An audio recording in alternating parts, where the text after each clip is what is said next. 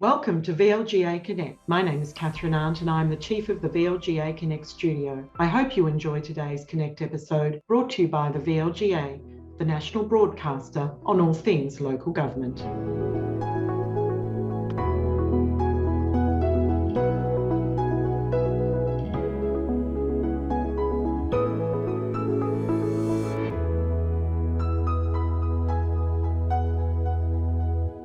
Hi everyone, welcome back to VLGA Connect and a special edition of the program today. Special firstly because I'm joined by Kathryn Arndt, the CEO of the VLGA. Hi Kathryn. Hi Chris, how are you today? Excellent, thank you. Good to see you again. And special secondly because we've got a guest and it's the Shadow Minister for Local Government in Victoria, Richard Riordan, joining us for the first time. Richard, hello to you. Hello Chris and Kathryn. Thank you for the invitation to join you today. Good to meet with you, and let's use this as an opportunity for you to introduce yourself more broadly to the local government sector as the reasonably new opposition spokesperson on local government. How are you finding it so far? Well, it's as I expected, Chris. It's a very complex but incredibly important sector here in Victoria, and of course. I said to one of your industry colleagues earlier today, I was one of those strange kids always fascinated by politics, and am old enough to remember the pre-Kennett reform days. I toddled along as a kid in secondary school to watch my old councillors in the olden days, you know, and they'd meet till midnight and all sit there and argue about all sorts of things. I think most memorable last one they had was building a statue about a sheepdog for the sale yards. And that went on and on and on all night. I'm not quite sure why I attended that.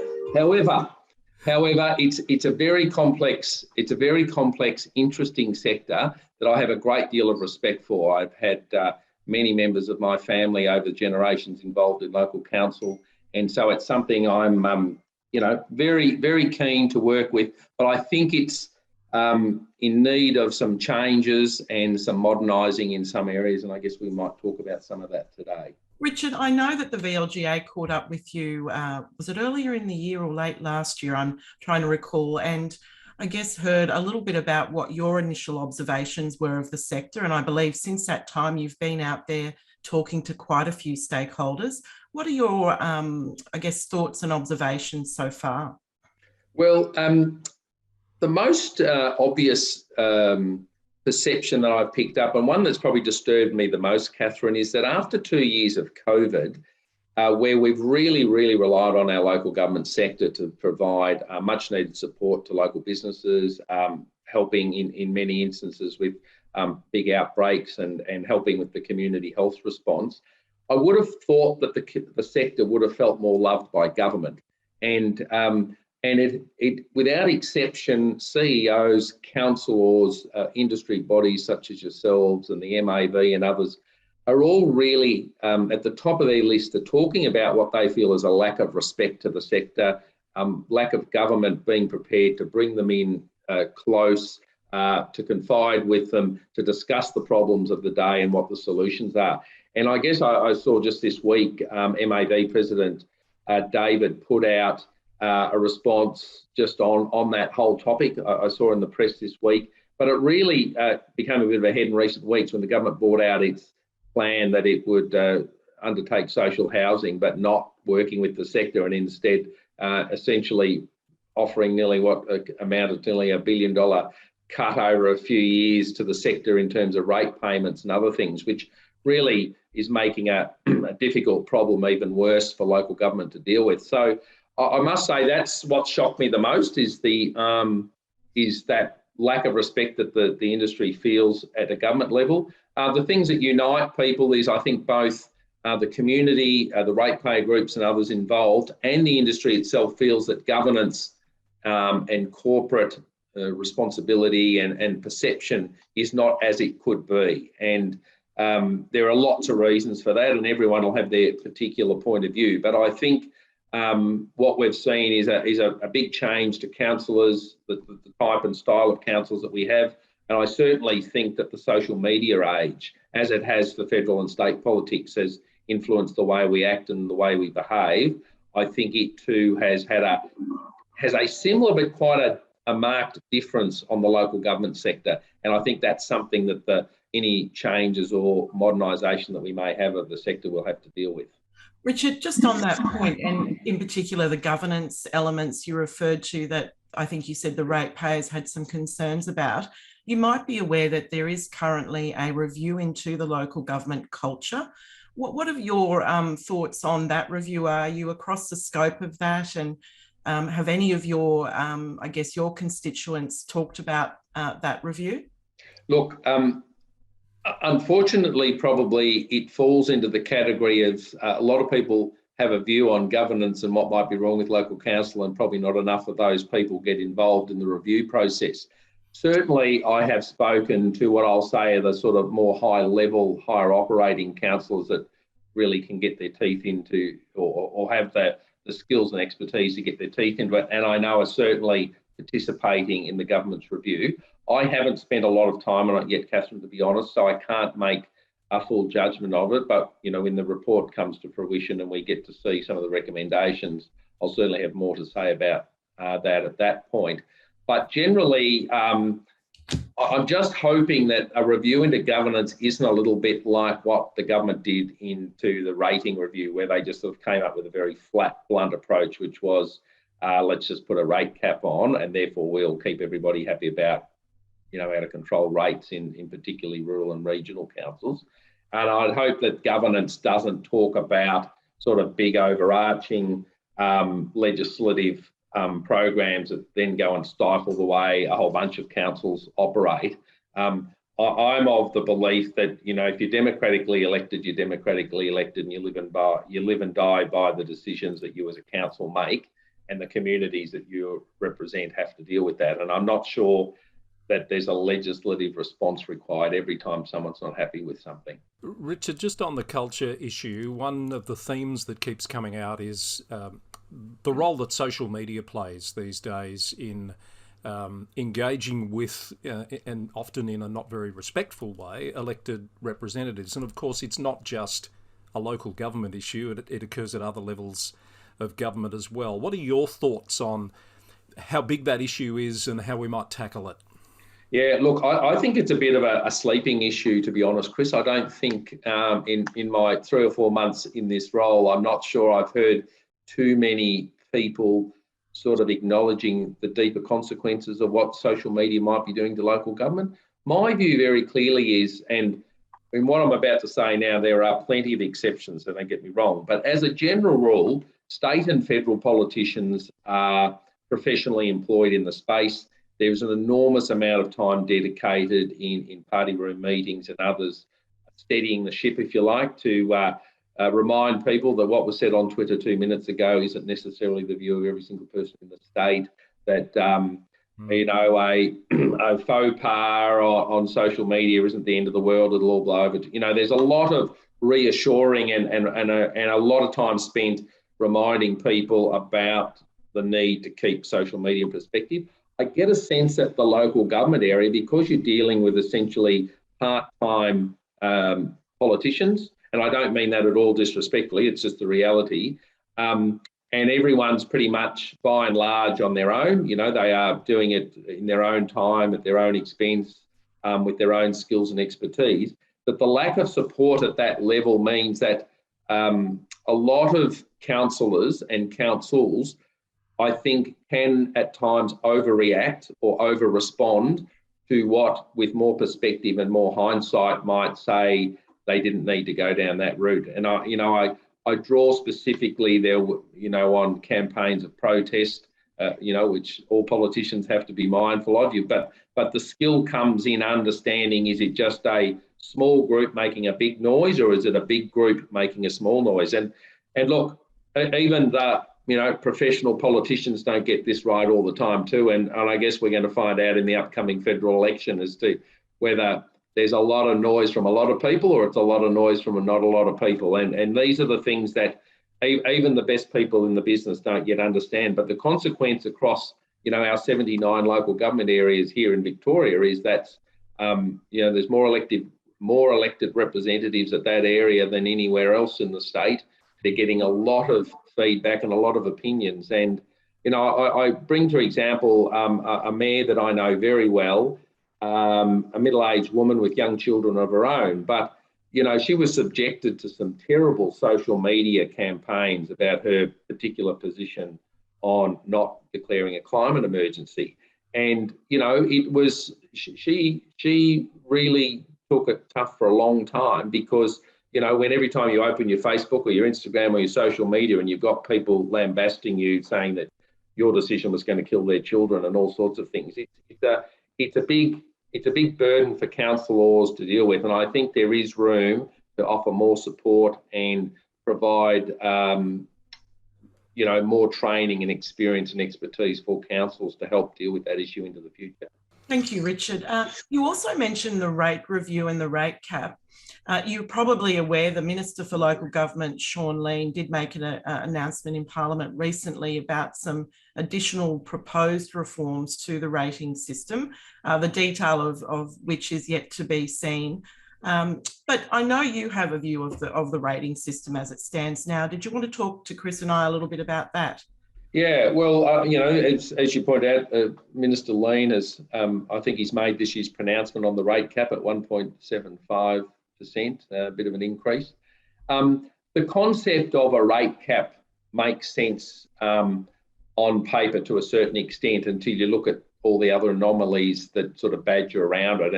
And you know, I pretty much liken it to sort of, if you've got an old car and you just keep adding accessories to it, and after a while, no matter what you think you've got, you've still got an old car with a whole bunch of accessories thrown on top. And I suspect that our rating system is now fallen into that category. You know, I've spent quite a bit of time trying to collate across all the local government areas in our region. It's a massive, essentially $10 billion tax across our whole state to provide what are essentially important community services, community infrastructure. You know, on one level, there's also the important elements that each community has that's important to them, whether it's their local fairs and festivals, whether it's the maintenance of certain parks and open spaces. But all these things are very local and they're very important. The question I ask is that as we go forward into the future, growth will continue to happen in areas, you know, in certain areas, existing suburbs and existing municipalities that are sort of maxed out in space will essentially stagnate to a certain bit, but will continue to need to be upgraded and maintained. So there's a big demand. And, you know, the question I quite simply ask is, are we taxing people in the fairest way, in the most sustainable way, and in a way that will help provide the income that the local government sector needs into the future? And I'm certainly open to the fact of just rethinking the whole thing. And I'll give you just one example. An average sort of farming enterprise of a husband and wife and family, perhaps earning a taxable income of $100,000 a year, probably pays more local council rate tax than what a large multinational supermarket pays that may be employing hundreds of people, generating millions and millions of dollars in turnover. And so the question I ask is, well, the supermarkets consume far more trucks going on roads. It's, you know, created so much more stress and cost to council than what Farmer Joe, you know, miles from town, who doesn't use any services. So there's no sort of logic the way that operates. And so I certainly pose the question is, can it be done differently and can it be done better? Richard, I don't think I've ever heard anyone say it's a perfect system, and most people agree that, you know, there should be a better way. But whenever you ask that question, it's very difficult for anyone to articulate what that better way looks like. So I guess my question to you, if you were to win government and you were the Minister for Local Government, how would you go about finding that answer? The best way to find that answer, to my mind, in the looking around I've done, and I've started sussing out older, wiser, grey heads, of which I think our state could do with a few more of, to be honest. But I think it needs a variety of people who've had experience in large metro councils, who've had experience in the interface councils, that they're extraordinary pressures, and also people that understand that the pressures that some of our smaller regional councils. So my approach would be to bring together an expert panel whose sole job is to look at can rating be looked at differently? Can we view it for example, as in two parts. And I would be saying that one way we could look at it is we have the essential community infrastructure and services that every citizen is entitled to. So whether you live in Horsham or whether you live in Bayside, you deserve to have safe local roads, you deserve to have clean public toilets, you deserve to have access to maternal and child care services. So, there's a basic element per capita that we need to support. So that's one element to a rate. And then there's the other element that's of the discretion of the local community and the local council, and that might be very minimal extra services in a smaller, remote, rural municipality. But in a larger urban area, there may be greater demand for more libraries or more festivals or more high-spec parks and open spaces. So every community will have its own wants and needs, but that needs to be singled out and separated from what I would say are the core provisions of local government that all Victorians should have some expectation to be serviced fairly by. As we do across state and federal taxation and state and federal taxation services. We don't have exactly the same services in a remote country hospital to a major metro, but we try and provide as best we can a similar expectation for health and safety. And I think we should be looking to try and do that at the local government level. Richard, in your travels and conversations, have you heard, I guess, from councils in particular, what the financial impact of COVID has been for the local government sector? Yeah, look, I can't rattle off the top of my head the various figures, but yes, most councils have taken quite a significant hit, and many, to be honest, have been very proud to do so because, as we discussed earlier, local council is at the local level, and many of them have really stood up and really helped all they can, whether it's been cutting the service fees for hospitality and accommodation businesses to sort of helping with getting people back into the high streets and the shopping strips in local communities. So councils have definitely done that, and I know here in Melbourne CBD, where I think they're voting this week about whether they continue to sort of keep the dining charges and outdoor eating charges lower for a bit longer, and I'd certainly be very supportive of that, just because, compared to many of the outer suburban and country areas, Melbourne CBD is still lagging well behind at this stage. So, councils have done a very good job at that, and I think most communities have been pretty grateful for what they have done. Richard, I noticed earlier you were very careful in saying interface when you were talking about different types of councils. I wonder if you're aware that just this past week, Mornington Peninsula has resolved to ask the state government to create a new category of council, that being peri-regional, and they say Yarra Ranges is arguing for the same thing. The purpose, I gather, to unlock the funding opportunities that come with being a regional centre, as well as those metropolitan advantages as well. What's your initial thoughts on that? Because by my count, it would make a sixth category of council in the state. I'll go out on a bit of a limb here, Chris. I don't not support the idea, and in fact, I'm a regional person at heart, so I can understand why people want to be regional, and certainly through COVID, when my natural constituency is the Great Ocean Road and the Surf Coast area and on the Otway, so we have a lot in common with the Mornington Peninsula and Yarra Valley when it comes to tourism. So I understand why those communities felt a bit ripped off when we were able to trade and they weren't. So I think that's been really brought into stark comparison what the difference is. But I'd raise the point that into the future, I'm not sure I'm necessarily in favour of the absolutely burgeoning amount of different ways local government classify themselves. Now, you've rattled off a series. There's the Big Nine, the outer regional interface, the growth ones. I've forgotten them all. There's that many acronyms. Let's see if we can get it. So metropolitan, interface, peri-urban, regional, rural, and now potentially a peri-regional. Yes, right. And then on top of that, you've got things like G21, Great South Coast, and other ones. They're the two I'm very familiar with, but right across the state. All these groups that come together, they cost ratepayers money. They can easily turn into talk fests. They create lists. Depending on who's in government of the day, they can get a little bit overly political one way or the other. And, you know, I have a view, I'm very supportive of local council. I'm incredibly supportive of a mayor and a CEO, two people, knowing absolutely what is in the best interest of their local community. And I'm really supportive of that mayor and that councillor, that CEO, meeting up with another mayor and CEO who have a similar municipality with similar problems and coming directly and meeting with the government without having, you know, a huge bureaucracy in between that's sort of filtering out messages or putting messages in.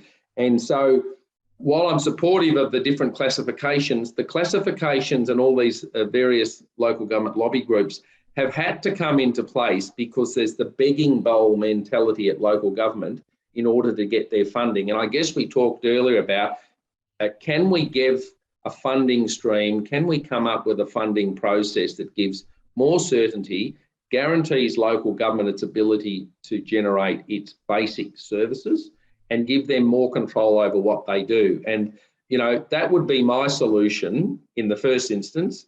Now, it's a big bad word out there in state politics, so, you know, we might better get there. But as a premise, the concept of more certainty, more control at a local level appeals to me over the need to generate a whole bunch of lobby groups and others that generate a lot of time and money and effort and energy for what, in my 6 years in the job, every year I've met with these groups, all with very similar things on their begging bowl list, coming back to government for more because they don't know from 1 year to the next whether it's going to be there. They've got to go and beg for money for traffic lights. They've got to beg for money for another roundabout. They've got to beg to get the kinder built so they can offer the 3-year-old kinder.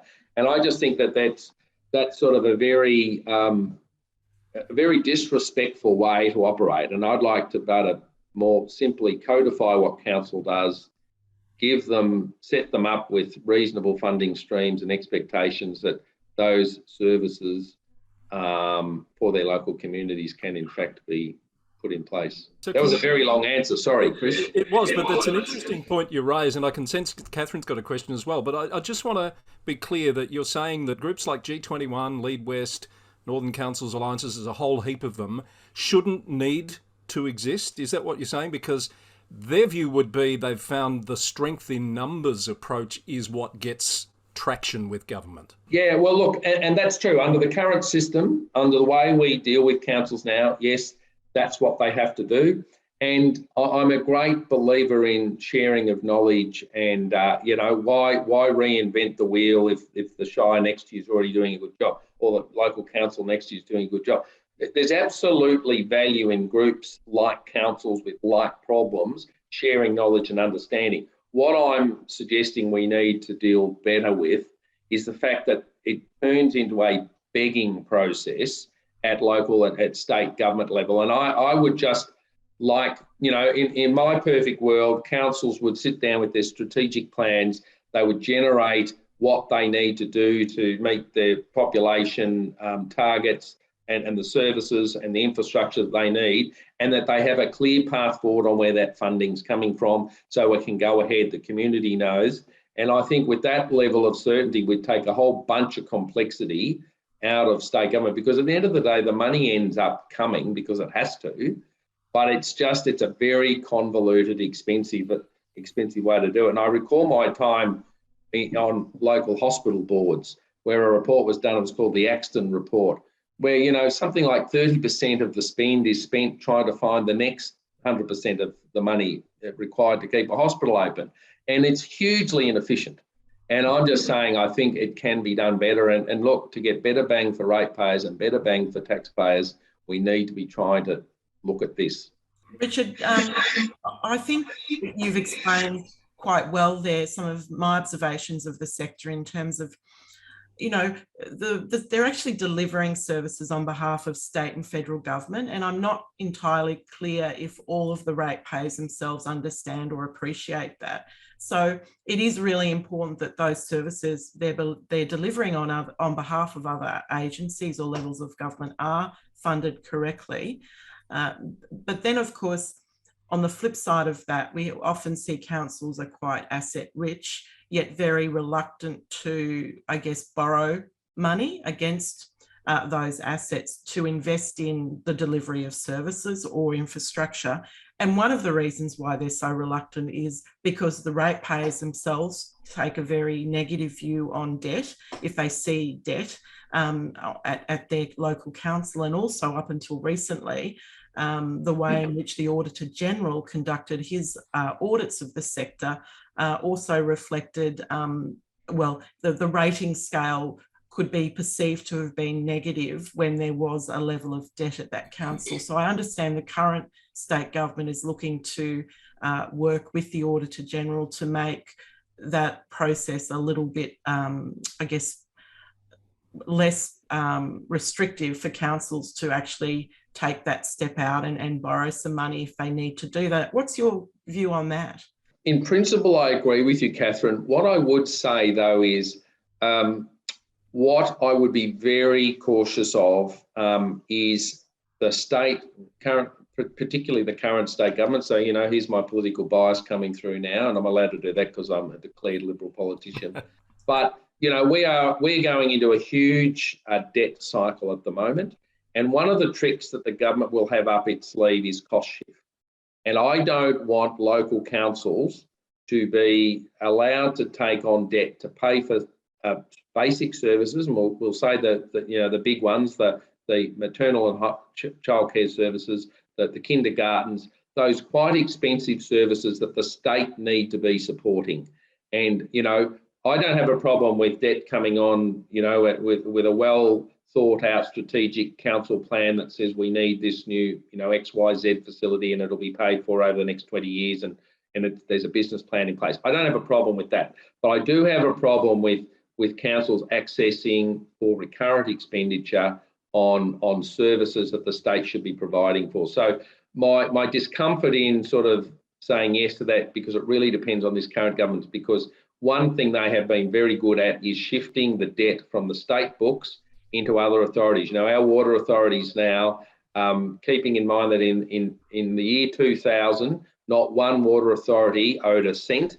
Fast forward, I think the least a water authority in the state owes now is about $1 billion, and the debt just goes up from there. And so the government has very successfully moved recurrent expenditure and debt onto agencies, and I wouldn't be keen to see that happen at the local government level. Richard, we're going to need to wrap it up. That's been a really interesting, wide-ranging discussion. Perhaps if I could ask you one last question. Should you be, let's flash forward in time, the Minister for Local Government, how will you characterise your relationship with the sector? What will it look like?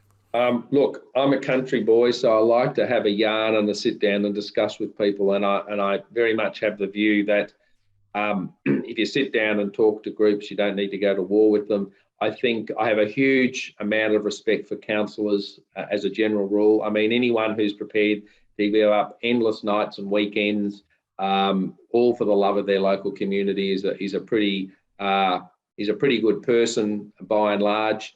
And we might all have slightly different views on things, but councils and council laws, I think, are great institutions. They've been around for hundreds of years, certainly predate the Victorian Parliament. So there's a great history there. It's one that needs to be respected. And my view would be I would very quickly be keen to sit down with agencies such as yours and other key industry groups to make the roadmap forward and have it as a partnership, because I don't have any intent of going to war. But I think there is a need to have a bit of a review of some of those things we were talking about. But I think there's not a lot of resistance within the industry and the sector as a whole, because people want change. Some of it is difficult, and we'll see what we can do. Richard, thank you very much for joining us today. The VLGA is delighted that you have been able to do that, where we will actually be conducting what we'll refer to as a bit of an election series leading into the state elections, where we hope to have the opportunity to talk to the current government, of course, but also shadow ministers in key portfolios such as yours, and would really be delighted if you could join us in the future to talk a little bit more. Yeah, it'd be great to have. We could do a panel, a Q&A panel. Sounds fantastic. Oh, great. Sure does. Thank you very much, Richard. Great to meet you, and really appreciate your time. And Kathryn, thank you. for a special VLGA Connect today. Thank you for watching and listening. We'll be back with more very soon. Bye for now.